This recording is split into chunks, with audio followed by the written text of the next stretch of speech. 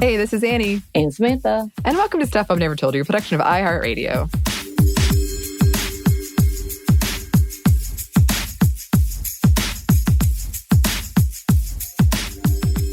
So, welcome to another episode of our sub-segment,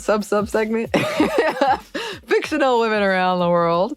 And I'm going to start off right at the top that spoilers. This is a spoiler alert for recent Marvel stuff.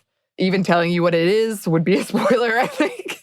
But any recent Marvel thing. Not going in depth, but the topic itself, is kind of a spoiler. In fact, for Samantha, who you have not seen Black Widow yet, have you? Oh, no, I have not. Yep. It's very brief. It's very minor. It's not really giving too much away. So here's a pause. You can come back later if you absolutely don't want any spoilers of any kind. Okay, I'm leaving. Goodbye, Samantha. You're contractually obligated to be spoiled by me. Son of a. Okay, for those who are still here, today we're talking about Contessa Valentina Allegra de Fontaine, who goes by Val often, but she says don't call her Val, recently portrayed in The Falcon and the Winter Soldier and Black Widow by Julia Louis-Dreyfus. Interesting to think that Black Widow was supposed to come out first, so that should have been our first introduction to her, but obviously things didn't play out that way, so most people saw her in The Falcon and the Winter Soldier first. Also, this character was previously played by Lisa Rinna in the 1998 live-action movie Nick Fury, Agent of S.H.I.E.L.D., which I have never heard of, and I am shocked that this exists, and I didn't know it. Yeah, I don't know if I've ever heard of this either. Yes, 1998. I gotta find this. I gotta seek this one out. So from what we've seen in the Marvel Cinematic Universe or the MCU, I'm trying to get better about assuming not everyone knows everything about the nerd stuff I talk about. Fair. She seems almost like a chaotic, possibly evil version of Nick Fury, assembling a sort of dark Avengers or gray Avengers maybe for a mysterious organization that she works for. She certainly seems manipulative and very clever, playing on John Walker, who is kind of the no good Captain America from Falcon and Winter Soldier, if you aren't sure who he is. She said things to him like, things are about to get weird, so when they do, we're not going to need a Captain America. We're going to need a U.S. agent. And yes, U.S. agent is a thing in the comics. It's an actual title. And Yelena Belova's, a.k.a. Black Widow's surrogate little sister, Valentina plays on her pain and anger and isolation, potentially lying to both of them to get them to do what she wants. She has access to classified information. She knows, for instance, that Walker took the serum to become a super soldier and congratulates him for doing it. She also knows that Clint Barton was with Black Widow when she died. From what we know, she seems ruthless and cynical. She tells John Walker she would have killed the Flag Smashers too, and that he would have been doing the U.S. a favor to have killed all of them. And the Dark Avengers are a thing in the comics. They're pretty much what they sound like. Sort of the anti-Avengers, bizarro Avengers. Every Avenger, there's an evil version of that Avenger. There's an evil version of the Hulk. Is this a multi-universe thing? No. We've already been introduced to some of them. They exist in the same universe. They're just an evil team. And they're literally, oh, that's the evil version of the Hulk. Oh, that's the evil version of Spider-Man. Venom is Scorpion. Oh, anyway. Yes, the opposite of your favorite Avengers. So you've already got a dark Captain America and a dark Black Widow, I guess. Some of Marvel's most infamous villains ended up in this group. However, because, of course, things are very complicated in these. Some people think that this team is going to be more like the Thunderbolts instead, which was a team of villains or one-time villains assuming new identities to fill a power vacuum left by the Avengers. And this team was originally led by Baron Zemo, who is the villain in the Captain America Civil War, and in Falcon and the Winter Soldier, kind of in a mysterious non-villain, but kind of villain space. Most people know him because he did that awkward dance that got looped forever. It was good. Yeah. Oh, yeah. It was very good. But so the Thunderbolts are often called, maybe it's not the Thunderbolt. One of them is often called the Suicide Squad, Marvel Universe's Suicide Squad. Yeah. Mm-hmm. Gotcha. Okay, yeah. But there's apparently more stuff we know from the comic books. And what a story it is. As always, when we discuss such a huge and sprawling universe and all over the place universe, things can get messy to pin down. Yes, it does. That being said, in 1967's Strange Tales, number 159, created by writer and artist Jim Steranko, in the comics, Valentina claimed to be an Italian noblewoman who was trained in the world of espionage from a young age. Familiar. She rose up the ranks of S.H.I.E.L.D. and all the way up to deputy director under Nick Fury, who, by the way, she had a relationship with. Okay, that was new. Didn't know that. And it gets weirder. She went on to secretly infiltrate Hydra, the evil organization that, for those out of the loop, this part I knew, becoming Madam Hydra, which is not how it goes in the TV version. Turns out, wait, though, Madam Hydra is like a title. So multiple people have been Madam Hydra. But also, I'm pretty sure, I just read while I was researching this, that yes, the show might not be canon anymore. How? So, I don't know. They always are switching take things out of canon? Okay, whatever. Weird. Turns out she's actually a Russian triple agent who originally worked for Leviathan, a top secret Soviet science and spy organization, before being recruited into S.H.I.E.L.D. as a sleeper agent and then Hydra. Lord.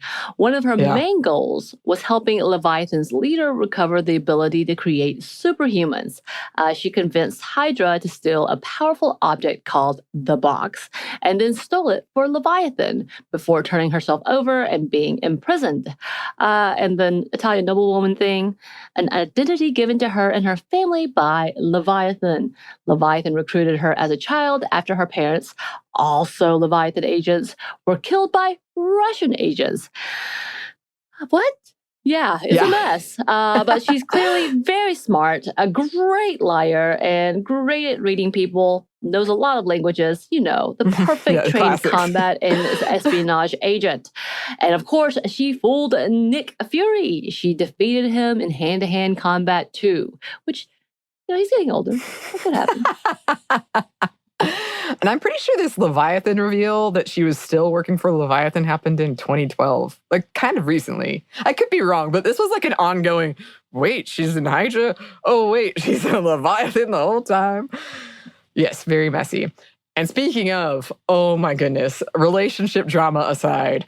So when Valentina gets jealous of Fury for flirting with an ex, she flirts with Steve Rogers, aka Captain America, which gets her in trouble with her superior at the time, Sharon Carter. And you can see our previous Fictional Women episode for more about her. And Fury confronts Captain America about it. Valentina apparently developed real, actual feelings for both Captain America and Fury, to the point that Nick Fury essentially pushed Captain America out of S.H.I.E.L.D. because he didn't like what was going on between him and Valentina. This led to a fight between Fury and Captain America. Valentina intervened and forced them to talk it out and come to an understanding. Valentina got back with Fury, participating in missions to protect him from assassination attempts, after she learned that Fury had been for many years receiving supplements of something called the Infinity Formula to prolong his life. She finds the supplier blackmailing him by withholding the serum to get the samples herself, and she does this without telling him. After Fury disbanded S.H.I.E.L.D. for being compromised, she hooked up with S.H.I.E.L.D.'s CIA liaison. Then, Fury restarted S.H.I.E.L.D., bringing Valentina back into the agency. After Fury's partner at the time was murdered and Valentina's left, the pair got back together. The reason she gave for turning herself over with that whole Leviathan thing was so that Fury would know where to find her. And after helping and manipulating Hydra and Leviathan into destroying each other, Fury frees Valentina from prison. And I was like leaving a bunch of stuff out. And yes, obviously there is a lot of problematic stuff in all of that about her being Nick Fury's girlfriend.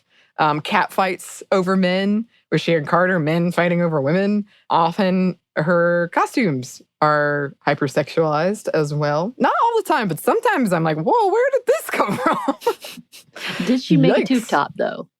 I didn't see a tube top, but I saw what looked like kind of like a backless, like leather, bright, shiny leather, backless, like tight jumpsuit sort of thing. Short Why shorts. backless? Exactly. That seems I can't answer these questions. All right. Well, under S.H.I.E.L.D., Valentina joined a group called the Fem Force, a group of top female S.H.I.E.L.D. agents led by Sharon Carter. Valentina served as the second in command. To keep suspicions off her, she did help out S.H.I.E.L.D. a lot with villains like Dr. Doom and Quartermain. She worked with heroes like Daredevil, and while under mind control, tried to kill Spider-Man and Black Widow. Whoops. Some speculate that in the MCU, this character is filling the role of another Marvel character, Valerie Cooper, a government official who worked with superhumans and was responsible for recruiting John Walker. Others have pointed out that in the comics, her character was kidnapped and impersonated as part of the Skrull invasion, something that could be at play here, especially given the post-credit scenes in the most recent Spider-Man movie. Yeah, so the Skrulls, if you saw like Captain Marvel, are the sort of reptilian alien race that can impersonate other people. And I guess more spoilers. It was kind of revealed that maybe not everyone is who you think they are at the end of the most recent Spider-Man movie, that some people are Skrulls. So some people think that maybe it's this going on. I personally have my doubts, but it could be.